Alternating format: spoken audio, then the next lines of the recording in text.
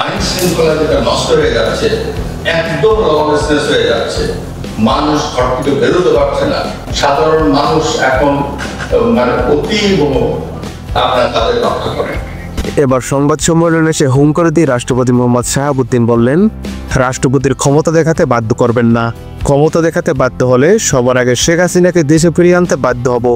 আমি আপিল করলে জাতিসংঘ মানতে বাধ্য, কারণ শেখ হাসিনার পদত্যাগের কোনো তালেলিক প্রমাণ কারোর কাছেই নেই। হ্যাঁ দর্শক, গতকাল সংবাদ সম্মেলনে এসে এমনটাই বলেন রাষ্ট্রপতি মোহাম্মদ শাহাবুদ্দিন চুপ্পু। সেই সাথে শেখ হাসিনা ও আওয়ামী লীগকে নিয়ে করেছেন বিস্ফোরক মন্তব্য।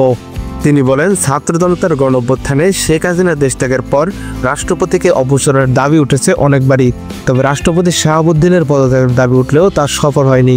কারণ এর পেছনে রয়েছে বড় একটি কারণ। রাষ্ট্রপতি দেশের সংবিধানের সর্বোচ্চ মর্যাদা সম্পন্ন পদ হওয়ায় দেশের সবাই রাষ্ট্রপতির আদেশ মানতে বাধ্য।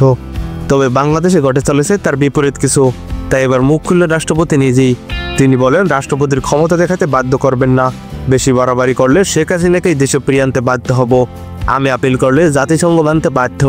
প্রিয় দর্শক, এ বিষয়ে আপনার মূল্যবান মন্তব্যটি জানান আমাদের কমেন্ট বক্সে।